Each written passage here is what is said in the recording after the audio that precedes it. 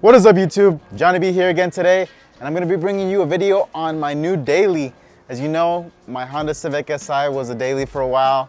That car, after I finished it, I enjoyed it for a couple of weeks, and then someone in San Francisco actually decided they wanted it, so I took a very long trip. I think it was like a 12-hour trip all the way down there, delivered it, then drove back with my family, and here we are. I just bought a new daily. And it's another manual. Obviously the SI was a manual, and this is another manual. This one I actually got from a good friend of mine. He was actually in the middle of paying off his car, and when he got hit right in the back by some random person as he was at a stoplight, he contacted me. I told him, you know what, see what they're gonna give you for the car, see if it's gonna cover, you know, paying off the car, and then see how much they're gonna charge you to buy the car back. Because he had, I think, air suspension, he had wheels, he had all kinds of other mods done to this car. So I told him, if you want to keep those and use them for your next build or sell them off and get more money from the car, go ahead and buy back the car, because typically you buy back the car for, you know, a way cheaper than what they're obviously going to pay you off, right? So sometimes it's worth it to save your parts. So he bought it back, stripped all the parts off of it, then kind of put it back to stock pretty much. Just pieced it together, and then I went to go pick it up, and you guys are gonna get to see what the car is. So the car is a 2013 Scion FRS with approximately, I think it was like 70,000 miles. It's a silver one. The hit, you know, the impact kind of collided with both sides because he was involved in a sandwich. He got hit in the back, hit the car in the front, the hood tacoed. The core support got all messed up. Obviously the rear trunk was messed up. It was actually carbon fiber, so it rebounded perfectly, but the bumper was destroyed. The quarter panel got a little bit wrinkled up. The tail lights broke as well. Just a bunch of mayhem happened throughout that accident, and you know, I bought the car. I'm gonna fix it up. I'm gonna use it as my daily, enjoy it for a little bit, and then if someone buys it, you know, someone's gonna get a very nice FRS for a very good deal. So here is the current state of the FRS. Looks like it was hit right here. Bumper got destroyed. Exhaust got bent up. This rear bumper reinforcement is bent. The frame looks fine where the suspension's at. Doesn't look like the subframe got damaged. There is a slight, you know, little bend on the tip of the frame rail, but that's something that can be easily fixed. And then the quarter panel seems to have gotten a little bit tweaked as well. And obviously a tail light messed up. And then the wheel seems to be pointing in the wrong direction. If you see the front of the wheel right there, when I straighten it out, it's not pointing towards the front of the car. It's actually at an angle. And the reason for that, I was able to deduce, was the tow arm is bent. The trailing arm seems fine, and the lower control arm seems fine as well. So it looks like that's my only issue to straighten out the wheel. So the car runs and drives. It'll probably drive straight as soon as I change that out and get the alignment right. And then the rest of it is just gonna be some body damage. No airbags were deployed. So yeah, it's pretty good. So the first thing I'm gonna go ahead and do is remove this wheel and change that tow arm with another one that I have here. So let's get to it. So here's the wheel. I got all of the lug nuts off. Now I'm just gonna go ahead and get it down. Now that we got that off, we can easily access the 17mm bolt, and then we have a 19mm bolt over there that we can use to remove and swap this out. So I got the pin off already. Now I'm gonna use this little 17mm impact to break it loose. And you want to not remove it all the way, that way we can go ahead and hammer it down. So I'm gonna be using a rubber mallet to not damage the thread, but be able to pop that out. All right, so there it is, popped off. I went ahead and removed the nut, and then I went ahead and used a 19mm and 21mm to remove this right here. And now all we have to do is go ahead and pop it out. And here it is out of the car. The bent one next to a perfectly normal stock one. It has quite a bit of an angle. So another issue with the car at the moment is the exhaust. It's dragging on the floor. As you can see, it's even made a hole in the exhaust from it dragging because it's all bent up. So we're gonna go ahead and remove the muffler and the mid pipe, which is gonna be all the way over there to the cat. So let's go ahead and do that. We just gotta unbolt it here, this connection, and then unbolt it right over here in this connection. Got the muffler completely off. I just removed two 14mm bolts and nuts, and it came right off. So now the mid pipe is actually dangling, and that one only requires also two 14mm bolts just to remove off. I think the nuts are welded on the other end, so we should be fine with that. So let's go ahead and remove the mid pipe. So here's the front section. It's not too bad. The hood actually survived. Fenders both look all right. Headlights look fine. Looks like the hit was a bit lower, and it actually dented the front reinforcement bar. And since that's connected to like the core support, it like shifted the core support a little bit. I was able to pull it out and kind of get it all right, but it's not perfectly straight. So I just went ahead and ordered a whole nother core support, which is typically what you do when you get an FRS like this. It's always best to just buy the core support. Got it at my local auto fit store for 170 bucks. Or if you want to go OEM, which I've done before, those go for like 320. It all just depends on what you're looking for. So what I'm gonna have to do to replace that core support is I'm gonna remove the headlights. I am gonna maybe remove the fenders or just partially remove them, because the only thing that we need to get to is right under here. There's a little like weld spot. You can see right there, it looks like this one popped off, and that's where it needs to go. And that will help line everything up so that the fenders, the hood, the bumper, everything lines up perfectly. So the first thing I'm going to do is remove this little crash bar here, remove the headlights, and possibly the fenders. To remove the headlights, we have this little bolt that goes right here. We have the bolt that goes right here, and then we have two bolts that go right here and right here, and then there's one last bolt that holds this plastic piece that's right there. So what you do is you go ahead and remove that, and then this piece that's kind of holding on the light comes right off. It's like a little like bracket, and then the headlight is pretty much out there. You just got to go ahead and unplug it. Okay, so we got the headlights off and the crash beam.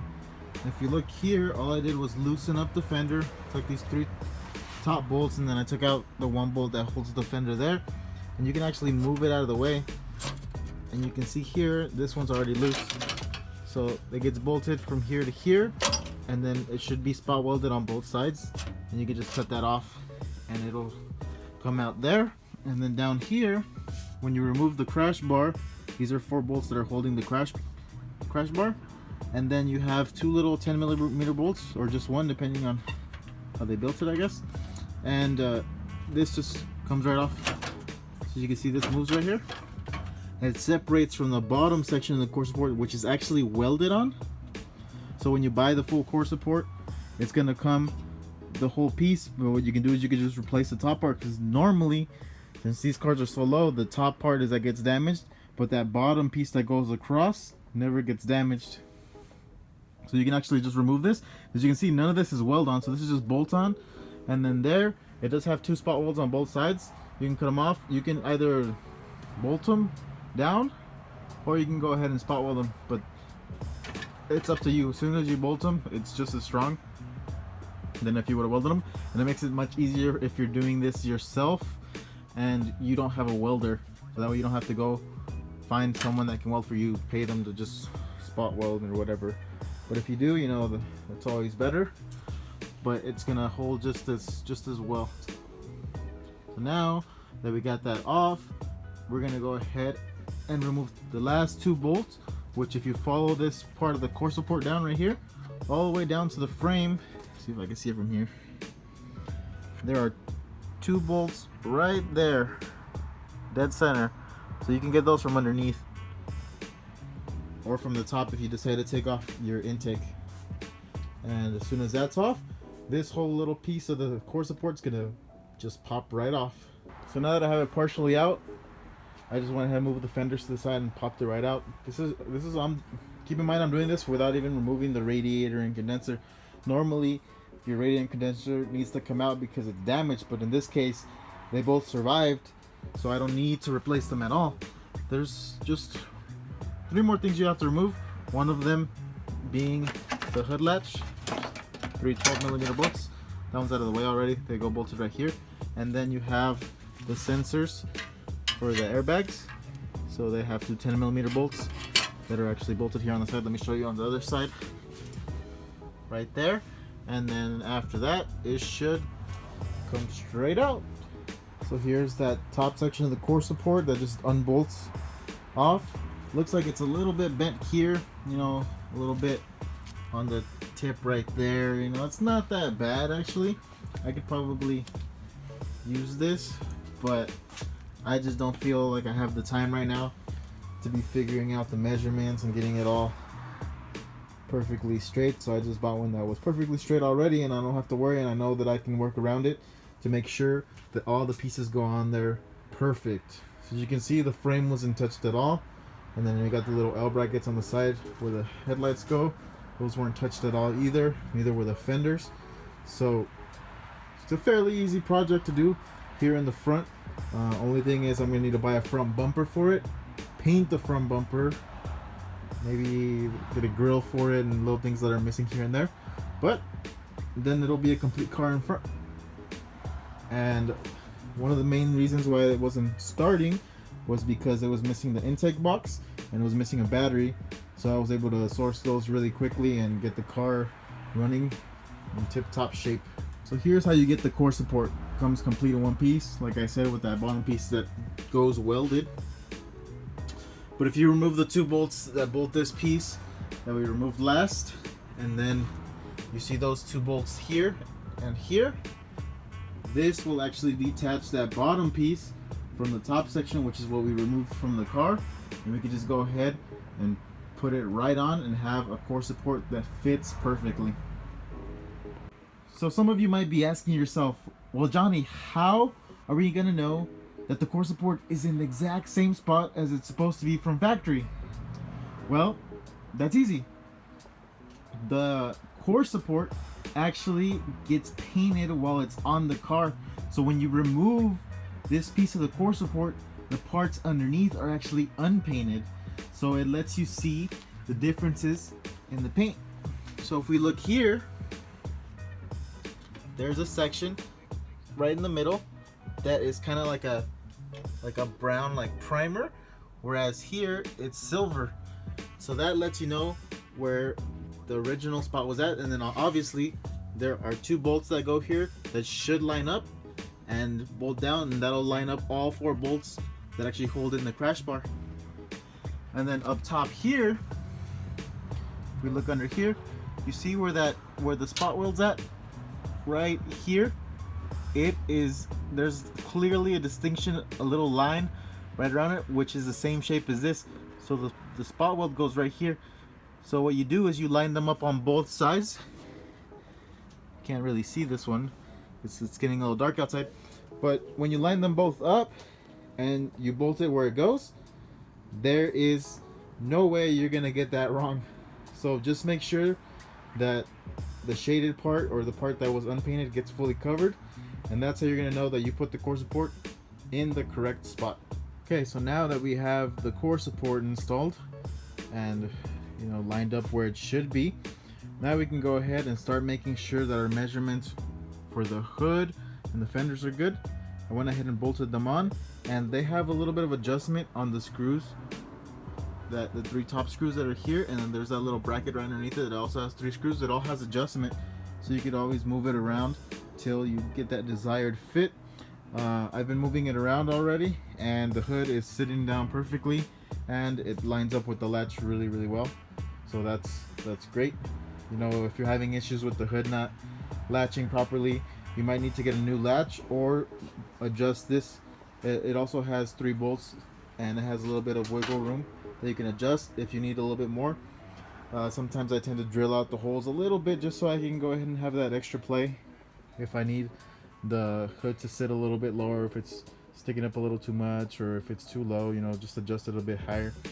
So you have endless possibilities. You're just gonna kind of have to like mess with it, mess with the metal work, and make sure that everything, you know, lines up as close as possible to OEM.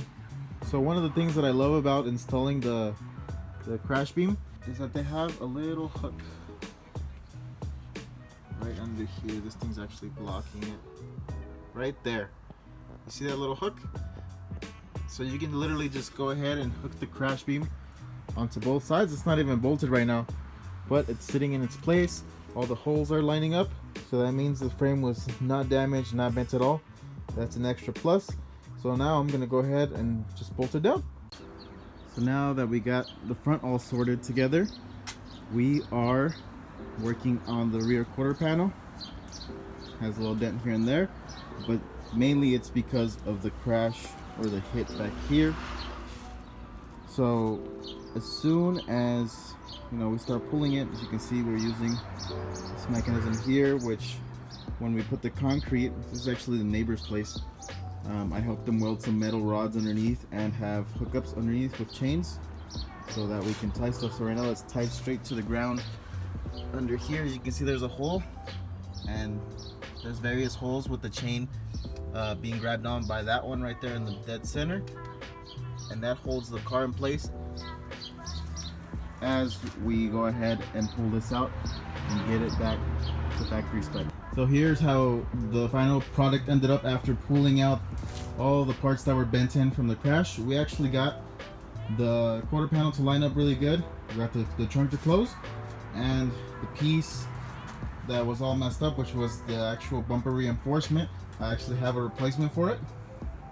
And then the trunk, which you can't see, was actually a little bit cracked and damaged, but I don't want to have to deal with it at the moment for the car. So after it closing properly, what we did is we went ahead and got a whole nother trunk. So there it is. So let me go ahead and close it. So there goes the fitment on the trunk on here, and the fitment on the trunk over here. So got the trunk fitment pretty good. The quarter panel still has some dents from the accident, but it's looking nice back here. So now I'm just gonna go ahead and swap out the taillights. The taillight on this side is actually full of water and it's all messed up, so I'm just gonna swap them out with my old FRS lights, which have a little bit of a red tint on them. So here we are on the next step, which was to test fit the taillights, and looks like they fit on there perfectly. Everything came out really good. The taillight fit on there perfect. I put the little bracket that holds the bumper right underneath it, and I was able to go ahead and mount up the rear reinforcement bar, bolted straight up. That's awesome. That lets me know that the frame was good. None of that was messed up, so all that was able to be adjusted and have it, you know, fit perfectly. It's looking good.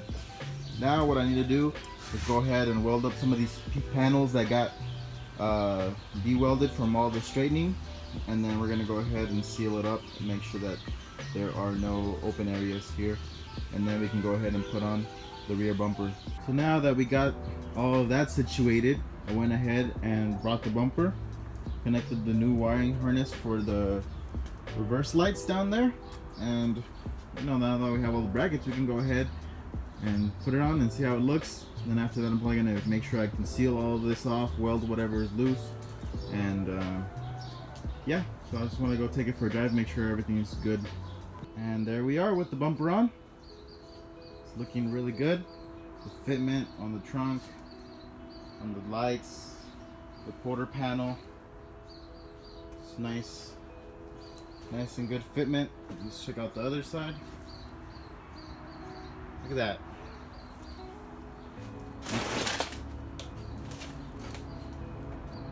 You can't even tell it was hit on the back, apart from the quarter panel being still dinged up.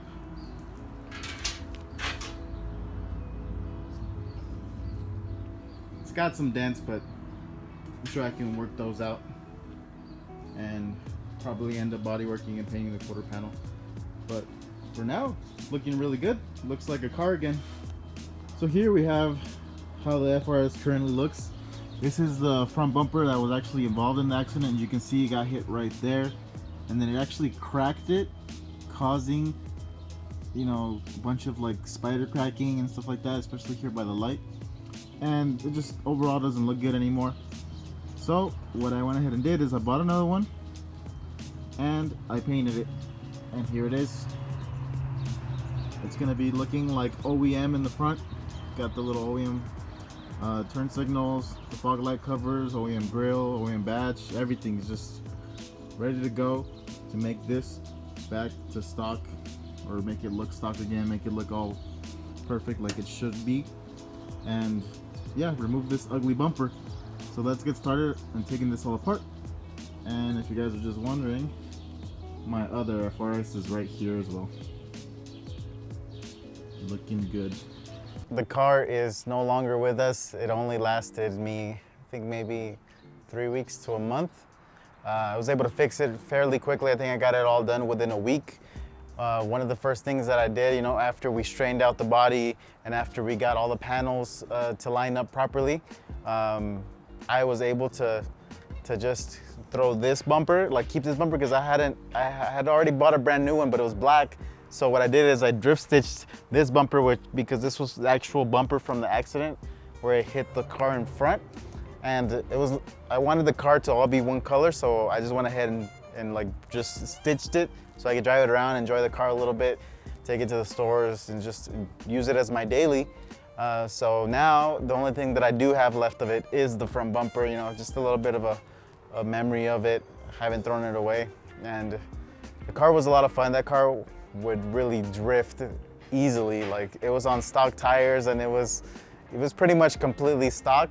And just like that, you know, it just proves to you that you don't need to have all the mods that I have in my FRS to enjoy an FRS. You could have it bone stock and just enjoy it, clutch kicking or whatever, and, you know, making sure you have the traction control taken off.